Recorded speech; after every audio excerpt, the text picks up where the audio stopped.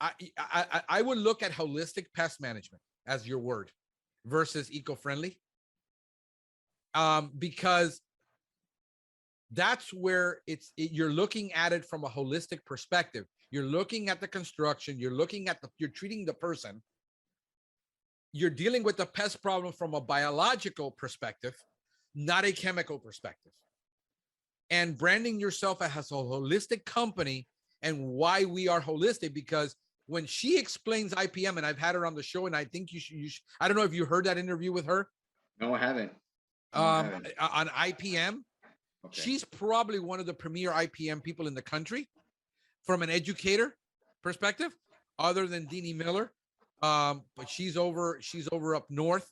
No, Deanie Miller's out of Virginia. I'm sorry, she's out of Virginia, Virginia Tech.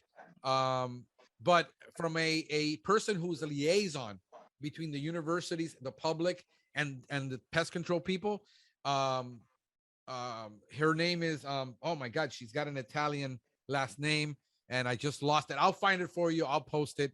I would literally call her and have a serious conversation, because what I do is I take, as a marketer, you got to think as a marketer now, switch your hat from sales, from technical, and go into marketing mindset.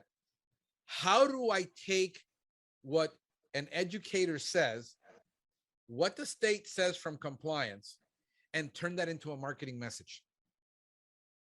We're spin doctors. That's what we are as marketers. It sounds nasty, but that's what we have to do. We have to take something that is unintelligible from government, which government complicates everything, and turn it into something that people can understand and simplify it. And I would take the position that if you say, I sell pest control the same as everybody else, then the only differentiator between you is going to be you personally, which you don't want, because now you pigeonholed yourself, and your unique selling proposition, or the price. Now you have to be lower priced than everybody else. Because what do you sell? If pest control is a commodity, what's your differentiating factor? You have to have one that you can articulate very easily to the client in your marketing message. That is the most difficult part to do, because some people who come from marketing intuitively get that, like Obex Pest Control, which I've had him on the show. He's a sales guy and a marketer. He translates that very easily into a very simple marketing message, because that's what he does. I mean, I got Cubano Villa Clara, which is on right now, listening to me. This guy owns a very successful company in California, several $1 million worth of pest control a year. He knows what he's doing. Good. But he's a salesman, and he taught me a lot of things about marketing that I needed to change, because I'm a salesman. I'm not a marketer. I had to learn to be a marketer, because I'm a consultative salesperson, because I've always been in a consultative sales position. I was a senior account representative. I was a regional sales manager. I've never been and I wasn't in the trenches for many years selling individual services to people. I was selling large contracts, business to business, different mentality. So there's a lot of things that we need to learn and unlearn, especially when you're online and you're in the solo groups. If you want to be a solo forever, then listen to them on how to stay solo forever. But if you want to grow, you got to set your foundation from the beginning. Frank, that was awesome what you said, a holistic approach. That was awesome. That's a great, you brought everything together. Right. Do you have a lot of complaints where people say, or with the word eco-friendly? Do you have a lot of situations? Here's why. When I started out, and I don't know if you've heard my story, for those of you that haven't, I started out in a traditional company mixing 5 products into a tank and spraying everybody down. Most of those products were organophosphates.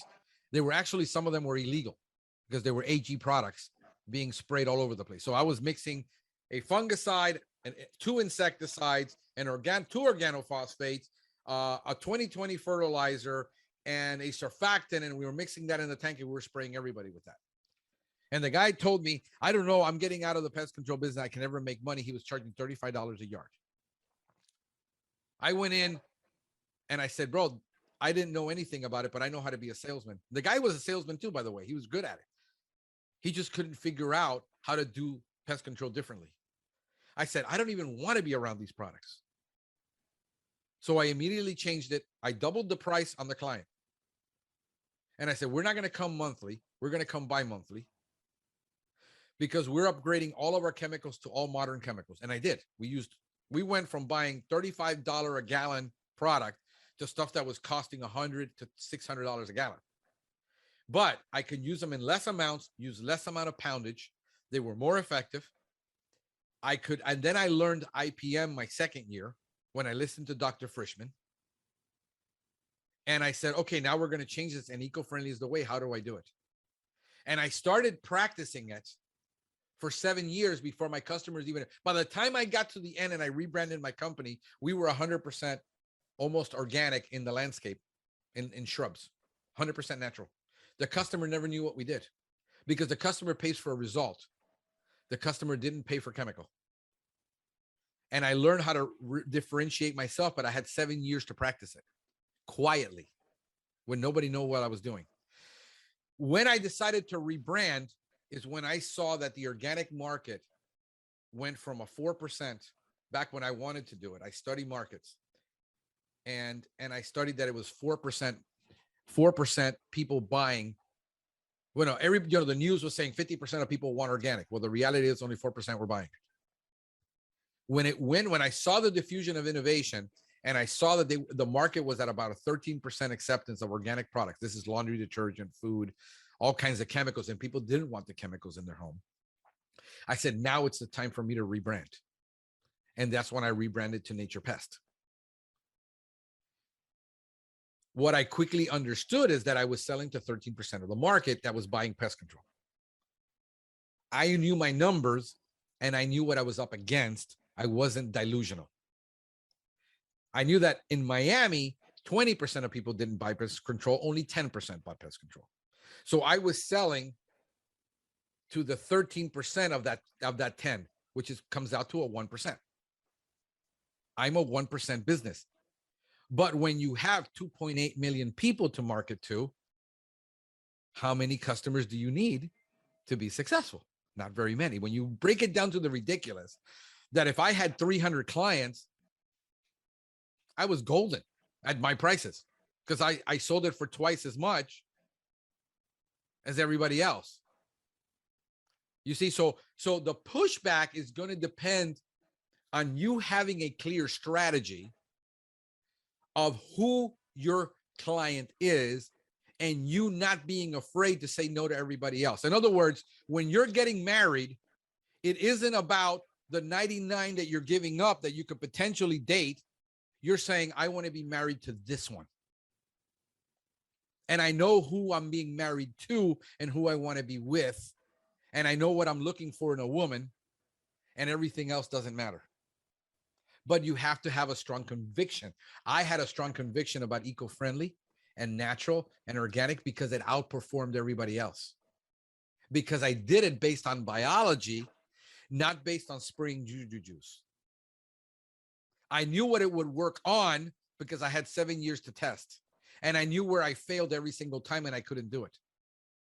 And then I took my success and I packaged that success. This is what I can deliver to you based on this current information. So when we put on our website, it says we're the only company in South Florida that has an exclusive no indoor spray service, I am targeting the people that don't want any chemical in their home. That's correct. And my marketing, by doing 7 years of social media, 7 years of videos, 7 years of SEO, where I rank in markets right now that I'm not even in. This is why, bro, how are you getting leads from all over the country? Because I set up a brand and I went out and set up the marketing to be a household brand. And so now I get calls from Texas. I get calls from California, New York, New Jersey, Canada. I get calls from all over the world. People saying, how do I get your service? I can't get it here. And then I put them in contact with somebody that can do it. And real quick, I'm gonna add some. Go Add a ahead. question. When I called, your voicemail came on. You don't have a like a answering service We or did, and we had to fire them. so right now you're on the roll. You're on doing houses and that, and you're getting all those phone calls, and you're dealing with them as let's say as you're doing the service, the treatment. I have a headset on all the time. I'm driving with a headset. I'm doing a service with a headset. There ain't nothing we can do that we can't answer a call with a headset. Because that's going to be me. That's what that's going to be me. Yeah, For and I got a voicemail. I used to have a phone answering system. I deactivated it for a while because I wanted to get some feedback on the new code because the market had dropped so much. Okay. And the reason I asked that because as soon as you get that phone call and your voicemail comes on, that you just lost that customer, I would say, or that lead. And they call somebody else. This guy didn't answer. Yeah, you know why? Right now, I'm at a point in my business. Everything that I do is strategic. If I get a customer that demands that he speaks to me right now, in the middle of COVID, when you can't hire, when you can't find people, when you're wearing 16 hats, and that person demands that I talk to you right now, he's going to demand that he always talks to you right now, and you won't be able to wear your hats. You got to choose. It isn't this idea that, oh, I get the guys all the time and says, I don't know what to do with 16 calls a day. Well, why are you handling 16 calls a day? Because I got to take every call. On Saturday, they don't sleep. They don't rest. On Sunday, no, because I lost 12 calls over the weekend. What do? I said, it's very simple. It's on my voicemail. We don't work Saturday. We don't work Sunday. If you call me on a Sunday with an emergency service, we're not an emergency company. You're not my customer. I got clear who my customer is. My customer will call and leave a voicemail and say, Frank, I saw your video. I want you to do it for me because I saw, and I've had 3 companies and they haven't done what you do and they've all failed. And I'm willing to wait for you right now. So understand that you can't be all things to all people. When that lady calls who decides she wants somebody right now, I have people calling me at 2 a.m. I need you to answer your phone right now. Says, dude, we're not a 24-hour company. I got people tell me I would have hung up on you. Exactly. You're not my customer. I got so many calls and I got my numbers and I know they've already seen my videos. They've been on my website. They read my information. They've seen my pricing. If right now, if you don't fill out an application online like you did, I will usually get an instant response that says, hey, I got your quote and I'm working on it and I'll get back to you. The minute I'm done doing what I'm doing, I'm looking at it and I'm texting that quote. And how long did it take? I texted you back and I said, hey, I'm sorry, but I don't service your area. That's right. That's simple. Right. I don't need to waste my time. No, if you're in a little town, in a sleepy town where everybody still has a phone on the wall that includes a dialer and he's 85 years old and he doesn't know how to use text, yes, I get it. But we're in Miami. This is a 24-hour town and everybody wants it yesterday. And then you call them and you give them the price and they're like, okay, let me talk to my husband. And a week later, you still don't hear back from them because they're price shopping. Because here's the problem. I know my market. I know that 80% of the time I'm going to quote a price, I'm not going to get the sale. Because she's in an apartment and she's thinking she's going to get a $65 spray service. Why? Because I do marketing in Spanish and I also do marketing in English and I have Spanish pages. And 80% of my roach business comes from Spanish people living in apartments where they work for a slumlord and they're not going to buy from me anyway. That's right. So when my guy sees my video on how to treat this problem on a disease on a plant, he will call me and says, hey, Frank, I saw your video, bro. I'm dealing with this problem with a plant, bro. I really appreciate if you can call me back. And then I usually will call him right back. But it also filters out from me all the marketing guys because I get 10 marketing calls a day. So every time the phone rings, here's an important thing I had to learn a long time ago. Every time the phone rings, it is urgent, or it is, you got to differentiate between what's important and what's urgent, because you can't do everything. If I'm working on a proposal that's going to take me 30 minutes and that phone is constantly ringing, it's going to take me 2 hours to get that proposal done. I'd rather just ignore the call, because but that's, people live in a paranoid state. Oh, but that's potential business. Yes. Potential income. Yeah. Potential income. Well, yeah, you can kill yourself and be a paranoid schizophrenic based on potential everything that you've lost. I got to pick and choose. And that's why I like your model where you have the upfront pricing. Who's going to call? People that want it already. They already searched everywhere. By the time they get to, here's the difference. Since people are Googling in English, they are Googling eco-friendly natural company. Okay. They already know what they're buying. Here's the problem. There's only 2 other companies in Miami-Dade that do what I do out of 241 companies. It's simple supply and demand. You want an eco-friendly, here's what they offer. Here's what we offer. They've already done the research. They've already been to my website. They've seen my videos. They're already sold. They're just waiting for me to quote the price, get back to them. When I quote a price on a guy that owns a $1.6 million house, he's not going to price shop. That's correct. Because he's busy. He's making $250 an hour and he doesn't care. He wants somebody to solve it.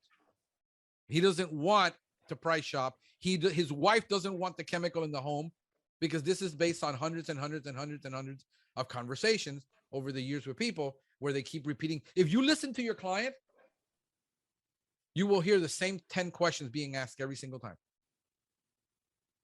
And you compile a list of the top 10 questions, and this is what everybody asks. And I answer them in my presentation. And I have them included in my presentation when I call them back. Do you know anything about us? Well, yes, I know that you're eco-friendly and your products are natural. And I let them talk. And I said, no, let me explain. It's not 100% natural. Let me educate you on IPM. What we use is the process that is used in organic facilities. You realize you can't use natural products in organic facilities. You use IPM. It's the natural extension of organics. This is what I explain to people. So when they're calling me and says, but so how do you control this? We're the only company in South Florida that has an exclusive indoor zero spray service. We don't have to spray the inside of your house to solve that problem. I have an elevator pitch. So when I'm talking to them, I repeat the same story every single time to everybody, explaining. And then I get into a consultative mode after I let them talk to me for about 5 minutes and tell me all about their problems. They already told me more than I wanted to know. Yeah. And I can now get into my sales pitch, ask them, do you know what we do? Say, well, if it's for lawns, I'm the only company in South Florida that has 5 100% natural services. 5 for dealing with outdoor pests. Inside the home, we use this because this is what's recommended, because she tells me she has a dog. I said, do you realize that IPM is what the American Veterinary Association recommends? This is on their website. The American Board of Pediatrics is what they recommend is IPM. They don't recommend a spray service. This is why our service exceeds California's, San Francisco for the environment, which is the strictest in the world, probably next to Europe. Our process already exceeds Europe's requirement for IPM. You see, so when I start talking like that and educating the customer, I am not afraid of the marketing bringing in a false sense, because it's my job as a salesman to clarify it. So if you tell them too much and you don't let them call, then you lost everybody. You lost the opportunity. I want the opportunity to get in front of you. So therefore, eco-friendly, natural, and I throw out all my terms, but you look, none of it's on my website. When people go, none of it is deceitful. My first statement is a statement of what we believe and why we do it. It does exceed what is done in hospitals. We treat every home as if it was a hospital surgical room. There's no chemical anywhere on the floor. We use baits all the time. So, but how do you control it with baits? We have a process, and I explain our process. I have a video on that. You saw on my quote page. There's 5 videos on there that explain 5 of our top services.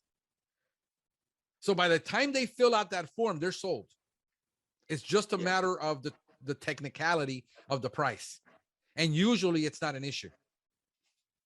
You see, so again, but when it comes to my Spanish clients, I only have a 20% success rate.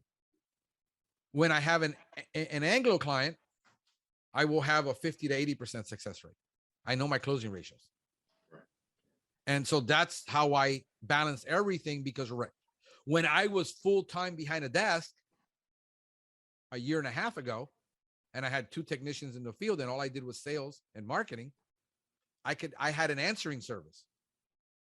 And I only returned the calls that were from a prospect. If you were a vendor, you had no chance in hell of me calling you back. SEO guys that are calling me 10 times, you had no chance in hell of getting me on a phone. I had a wall block. So what I did is, when the calls are slower and the calls are busy, I will turn on my I use CallRail. So I have a directory. For sales, press 1. For service, immediate service, press 2. And sometimes they're all routed to me, and sometimes they're routed to somebody else that they can take the call for me while I'm super busy. What program do you use? What program do you use for your routes? I'm using Pest routes. Pest routes? Yep. Can I be honest with you? I would probably look at Gorilla Desk. That's what I already signed up with, and I don't know if we're allowed to say like the name. I don't care. It's my podcast. Yeah. I mean, just as long as it doesn't get you in trouble with your previous employer and things like that. Yeah. But no, when I bought Pest Routes was a platform that was almost enterprise level. And then they went through the phase where they were trying to sell, and they basically stopped everything, and they didn't advance or do anything, and they were stay stagnant. And Gorilla Desk really took off. Like, they're the Apple probably product of the industry, where they make it very, the UX experience and the user friendliness. However, they still got limitations, especially if you do termite. You're going to have to use something like Pest Routes, because you have the ability to upload, have the documents right there. They're more in tune with the more technical part, where Gorilla Desk went more with the let's focus on the single user ease of things. Let's be more of an Apple. And they succeeded at it. They were very good at that, and I give them props for that. Those were the main reasons why, because I was already a growing business, and I was going to go into termite, and I'm looking at the future and saying, I come from data, and I know what a data migration costs to do. I know how many man hours it's going to take. When we're talking 100, 800 man hours to do something, how am I going to manage that when I'm already wearing 4 other hats? I'm going to hire a data entry person. So yeah, I would just stay with Gorilla Desk on that. How are you planning to do? Let's talk about your marketing. Let's go back to it, because we touched on a couple of things, but we really didn't do a deep dive. Let's do a deep dive into the marketing, because I think, all the other stuff, the technical stuff, the nuances that you're going to get being in the field, and very quickly. The things you don't know about pest control, you're going to learn very quickly. There's a million places to learn it. You can write in any group and you can get an answer to that. What's going to be your strategy to market right now, other than you're building your website? And let's talk about that too. What platform are you building it on, by the way? Webflow. Okay. I haven't used them. Tell me about them. Oh, it's really good. But I went into Wix and I didn't like it, because you cannot really customize it. And, not in the true customization sense of being able to change a real layout and change a lot. They're customizable to drop. They're basically drag and drop for people who don't know how to build websites. And it really doesn't give you that second. With Webflow, you embed, and you can embed until you can go back and forth, and have your own platform in your mind, and you can design it freely in Webflow. Okay. Where in Wix, you cannot really do that free designing. It's there already. Mhm, It's there for you. mhm. So, and that's what I saw. I didn't like it, and that's why I went to. I started searching Webflow, and it's just a designing platform. You're gonna. I mean, it took me time to watch all the videos on how to do it, and I was able to get by with basics, but my website's looking okay.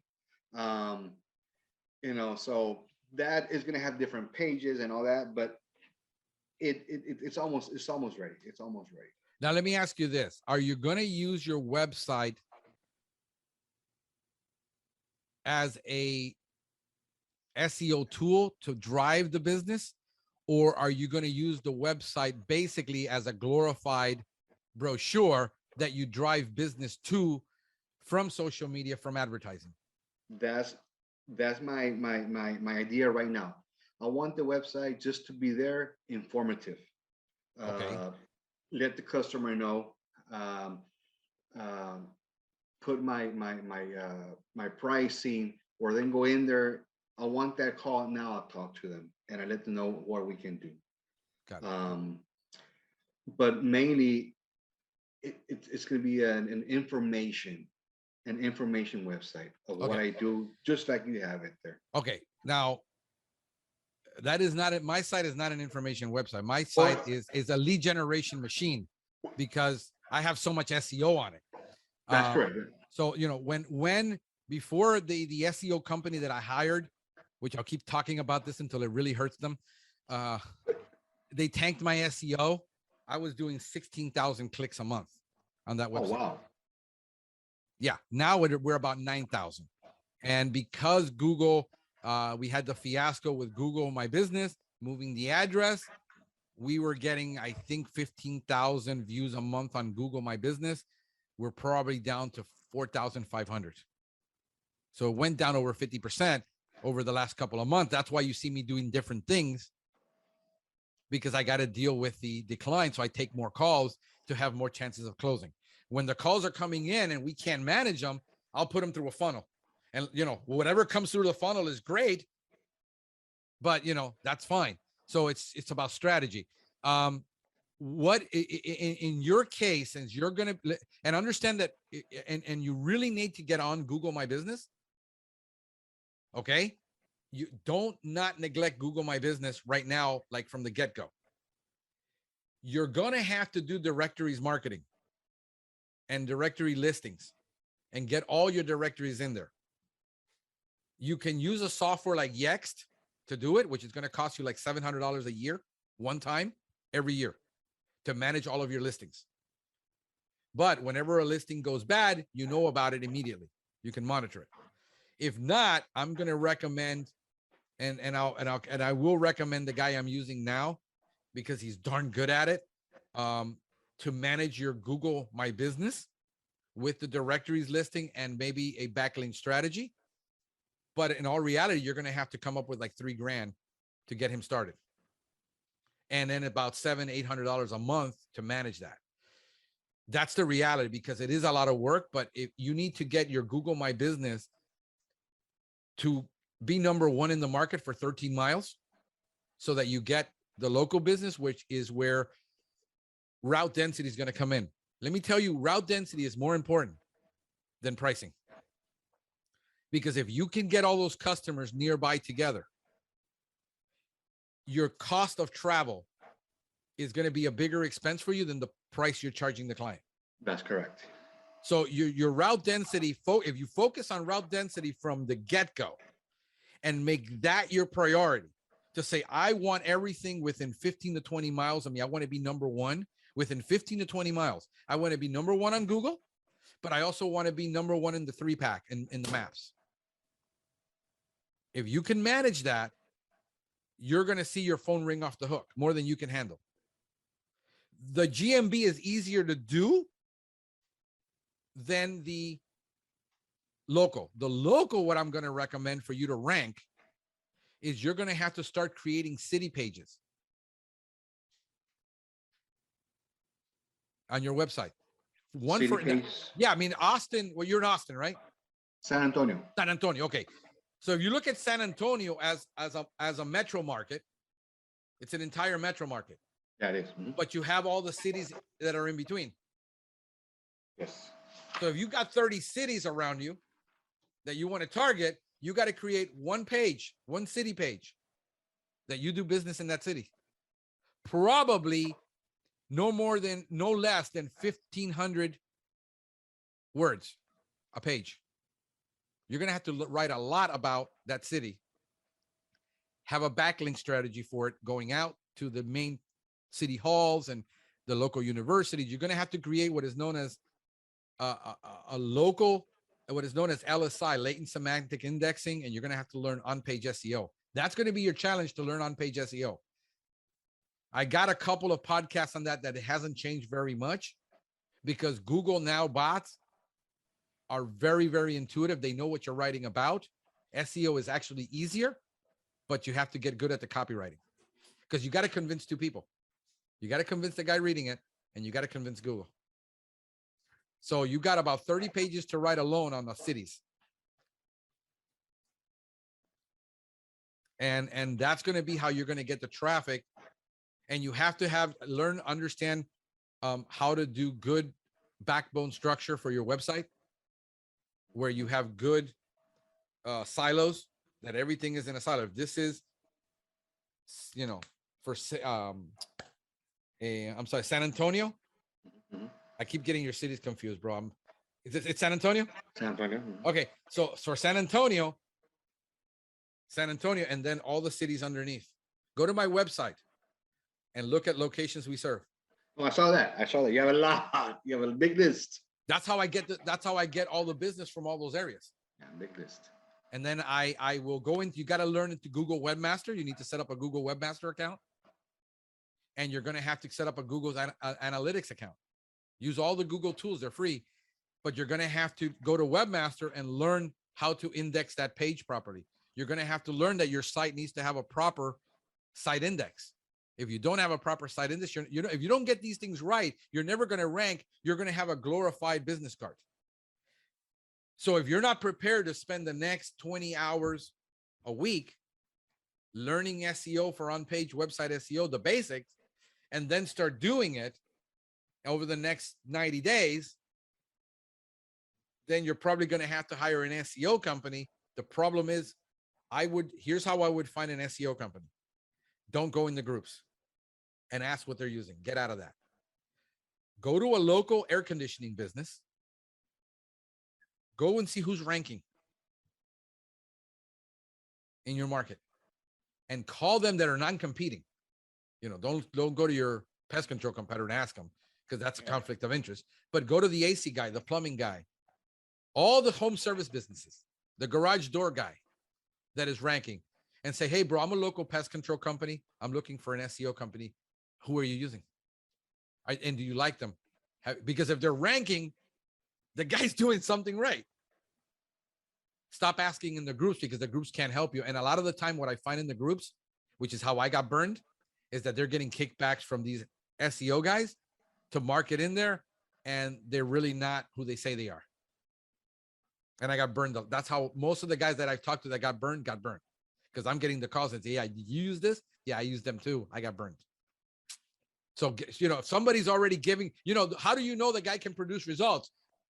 He's on the first page of Google. That's how you know he can produce results.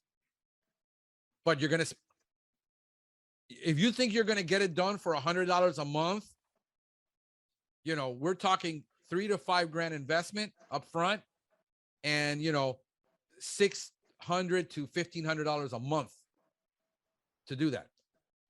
Option 2, go to ads. Don't waste your money on SEO. Just Google my business, because you need that. The moment you start getting customers, you start asking for Google reviews from day one.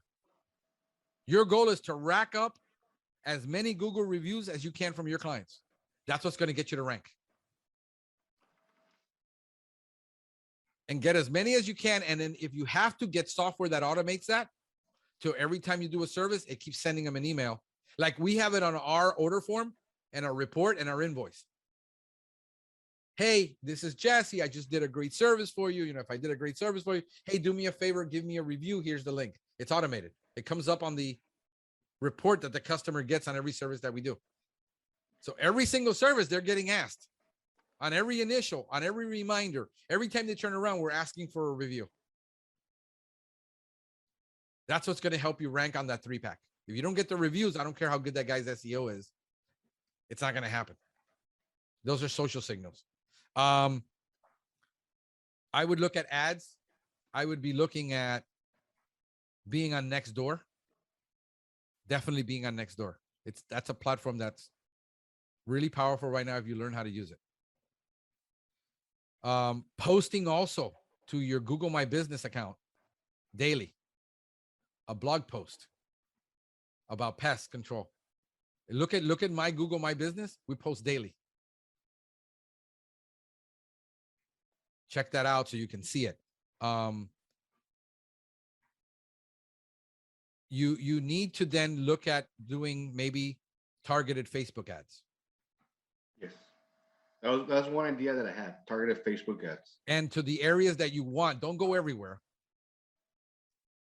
Do a 13-mile radius. I always like to keep, especially when you're in big cities where there's a lot of highway and traffic and stuff, I would say 13 miles, top 18 miles radius. So I would say if you do Facebook ads, it's going to be your number one. And you got to learn to do them.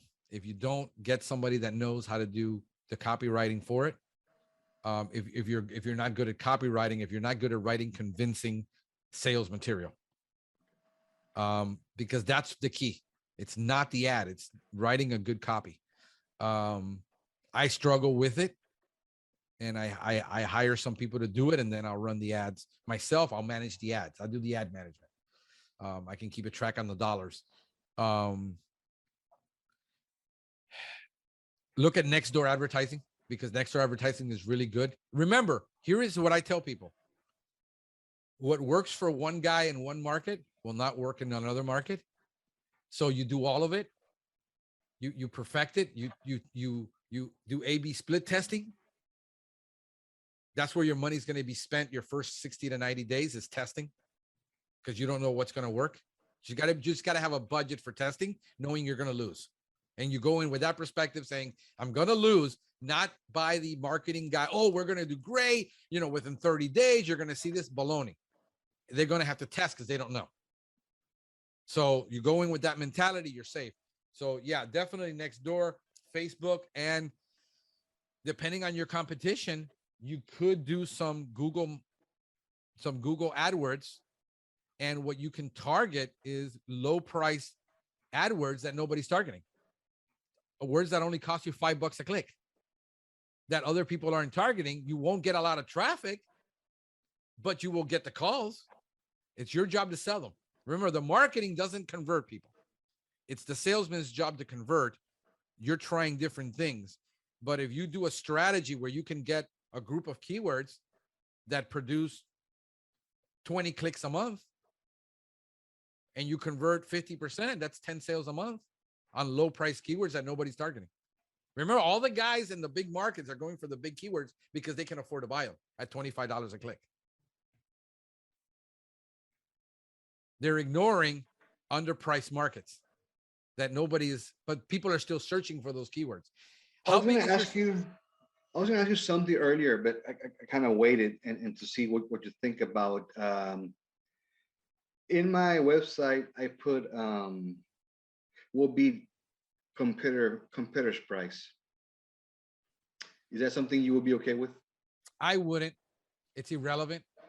What you got to convince the customer of in the conversation is that you know your market. Okay. So when the customer says, "Oh, are you comparing prices right now? Who is your previous company? Oh yeah, I know their price. Here's their price." Now they know you know. I said, if you're going to compare prices, we're probably, and here's what I would say, we're probably going to be the most expensive. You can't be afraid of being the most expensive. Here is a psychological fact about pricing. When the customer cannot see the quality, Pest control is intangible. You can't touch it. It isn't like a Louis Vuitton purse. When they cannot see the differentiating factors, they're going to default to price as thinking that the quality is higher because the price is higher. What does the average technician do? They think counterintuitive.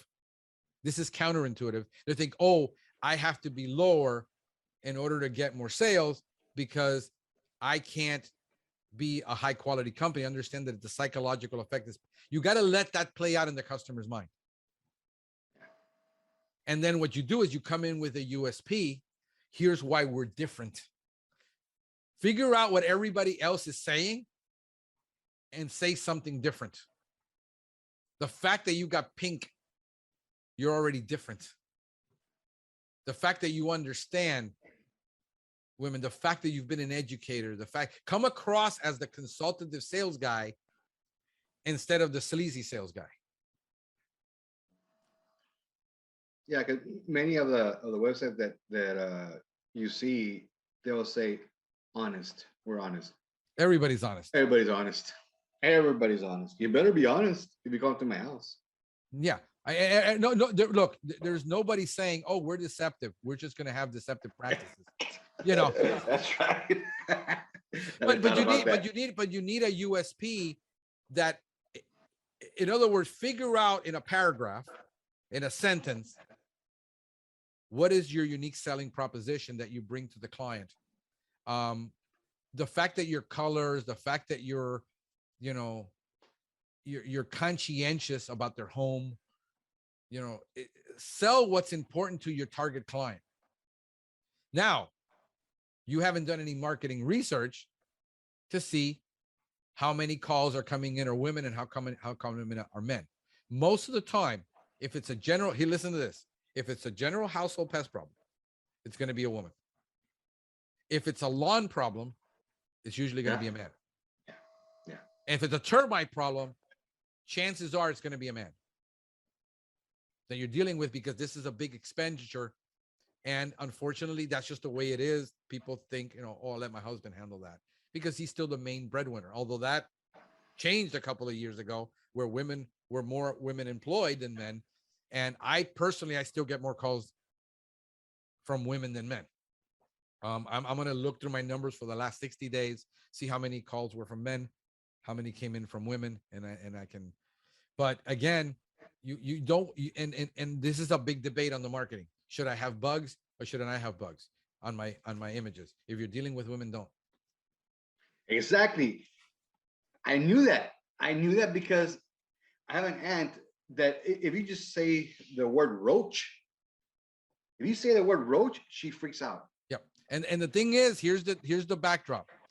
If you're going to do SEO, the word has to be in there, because if not, you won't rank for it. So in your main page, but not the images. Not the images. You need to have the words in there. And if you look at my site, I don't have images. I have icons. I saw that. Because icons are not as offensive. People can get it. This is a bug. In their mind, you have to use neuro-linguistic programming. Except your bed bug. Yeah. And a flea, right? You have a flea in there? No, I got a bed bug. It's actually a bed bug icon. It's just not a creative bed bug. But the person gets it. It's mine association. This is a bug. It's different than the other bugs I'm looking at. I don't have, because here's what the guy said. Oh, that's not a real bed bug you got in there. All the entomological guys that don't know how to market, that are solo operators, will criticize me and says, oh, that's not a real bug. That's, because they're getting into all the minutia details of everything and the semantics when the customer doesn't care. The only one that cares is you. And who are you marketing to? Your competition to get their approval, or the customer's approval? I could care less what my competition thinks of me, because my competition thinks I'm nuts already. They thought I was nuts when I told them 10 years ago I'm going to go eco-friendly. It ain't going to happen. You can't do it. Nobody will pay for it. Miami sucks. If you listen to all these guys, it's doom and gloom. It's always doom and gloom. So, and especially your competition, they're, inside people are rooting for you. And then also they're rooting that you fail. I mean, it's a double-edged, they don't really, they want you. I want you to be successful, just no more successful than me. Yeah. That's the way it is.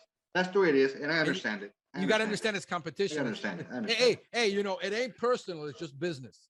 It's You know? just business. It's just business. Yeah, bro. And again, Frank, the good thing is that I am enjoying this process. Good. And that's important because for a lot of people, it's frustrating. And it's not frustrating, and I can grow, and maybe little by little by little by little until, like I grew as a teacher for 21 years. Maybe I can grow little by little by little You will. Let me just go in here and see if there's people online. Anybody's got any questions? I'm just looking at it, keeping an eye on it.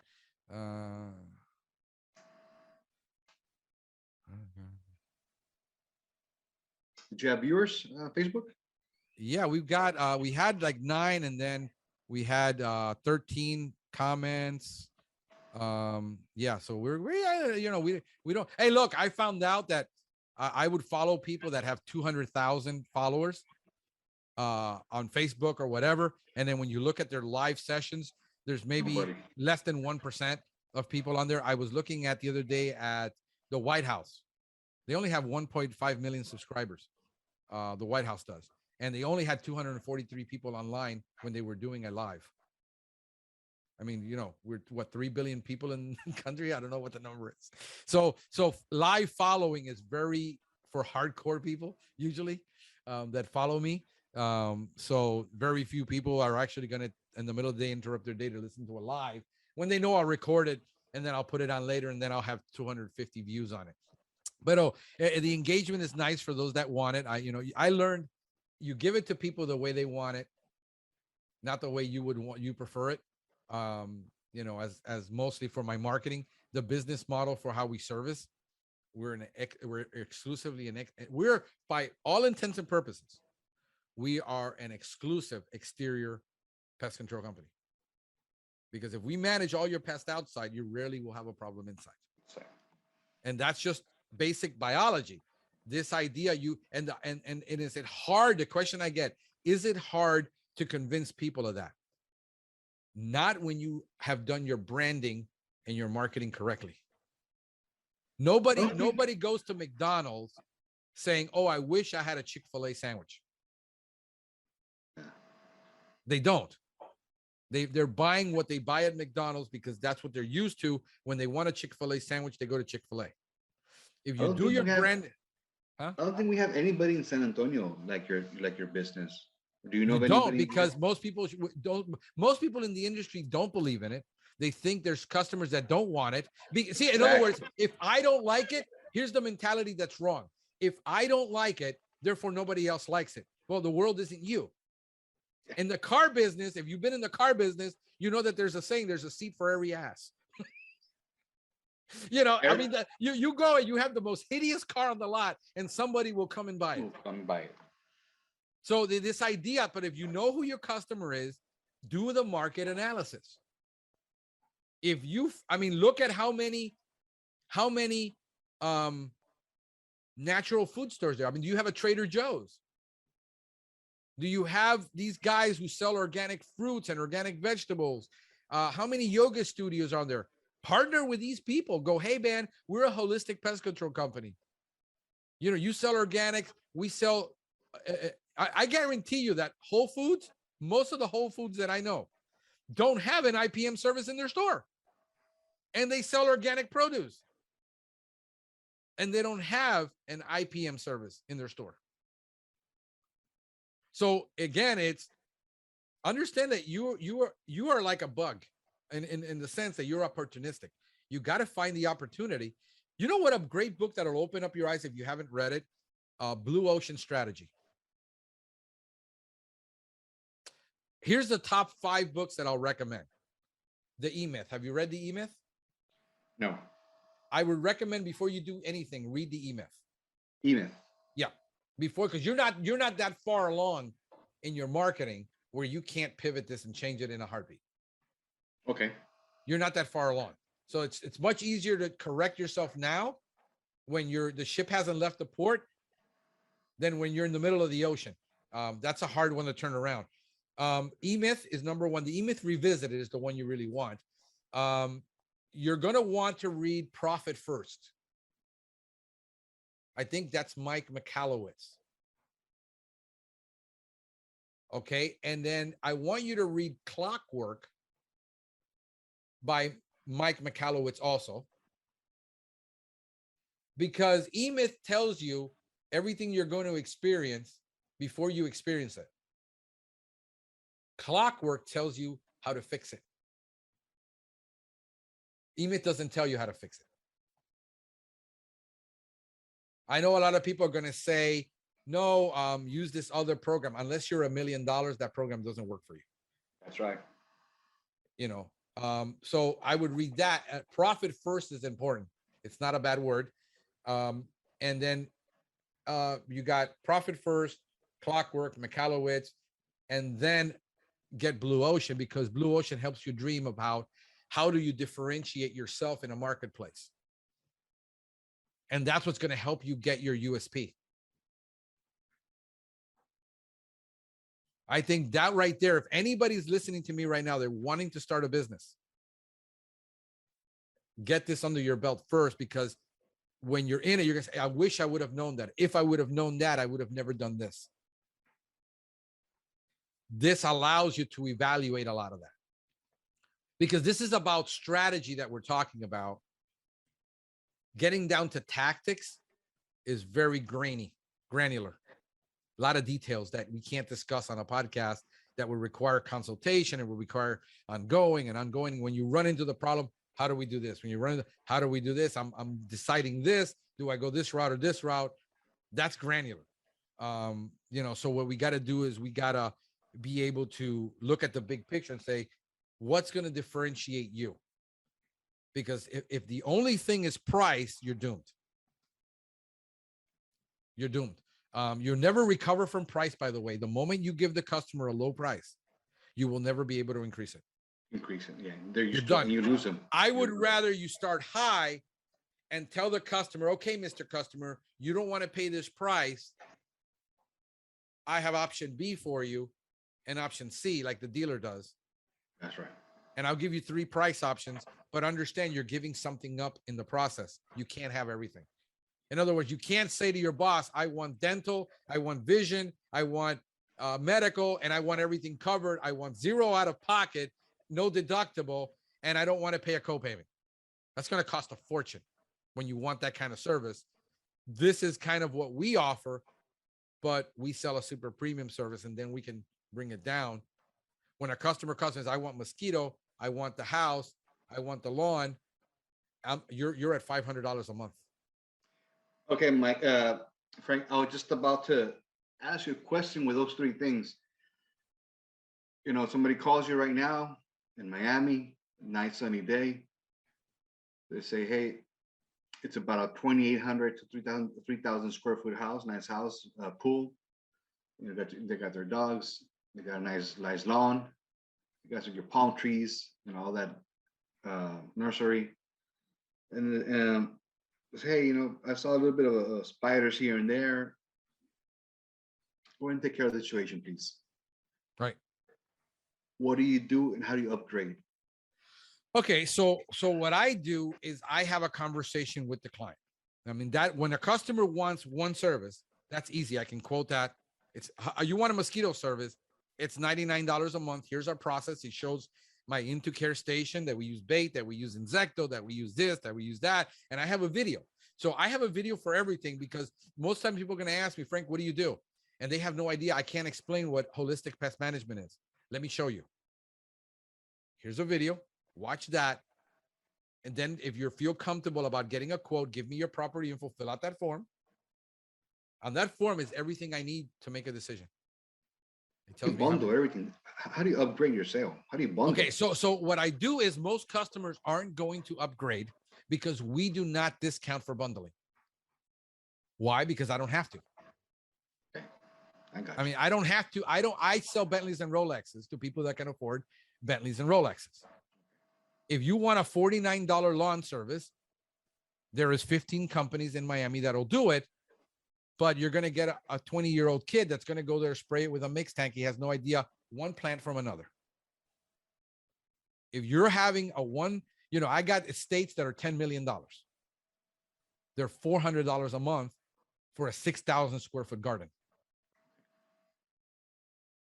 That's how I do it, because that's who I sell to.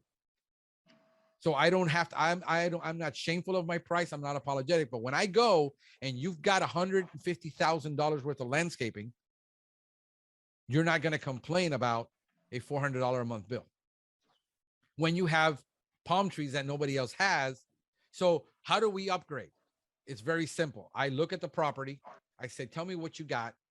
Because usually they're calling me because there's already a problem.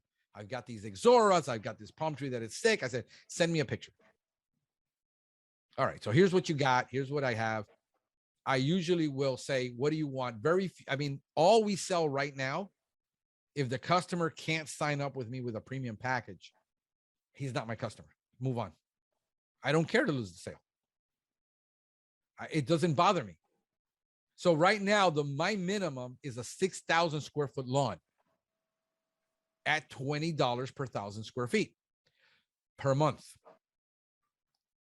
But, X company charges $49 a quarter. I said, that's what your lawn looks like crap. Because there's no way I can deal with a problem every 4 months. I can't deal with weeds, diseases, irrigation problems. That's not what we sell. We do irrigation inspections. So what I do is, okay, tell me about what you got. And I tell them up front, I said, listen, I need an address. And then I go on my map, on my county map, and I put up all that property info. And I see he's got a driveway, he's got a pool, he's got palm trees here, he's got all this over here. I see how much lawn he has. I say, well, he only has 2,000 square feet of lawn. I said, Bo, my minimum price is $129 a month right now. Can you swing it? He says, no, that's ridiculous. I'm like, there's no sense in going on with that conversation. He's not going to get convinced that he needs to pay $120 a month. I don't waste my time. It's like when you walk into the Mercedes dealership, it's $115,000 for that vehicle. Take it or leave it. But I'm in a position where I branded myself for 7 years. I built up the reputation. I sell exclusivity. Are you getting bio fertilizers right now? I don't know. What percentage of your weeds? How much can you tolerate? How many percent? I asked them, what percentage of your lawn can you tolerate for weeds? I have no tolerance for weeds. I said, then I need to be there monthly. I can't miraculously eliminate weed for 3 months. So I consult the client on what he wants, and what my clients want. I'm a lawyer. This is a $10 million estate. I don't want to worry about anything. Do what you got to do. And my fee for lawn and ornamental is $259 an hour. That's my fee. So if I'm there on your property, it's going to take 2 hours for me to be on your property every month to solve all of these problems. It's $500 and something a month. It's that simple. I know what my price is. I know what I bring to the table. I know my reputation. And we back it up. Because if that lawn doesn't look nice, you're fired.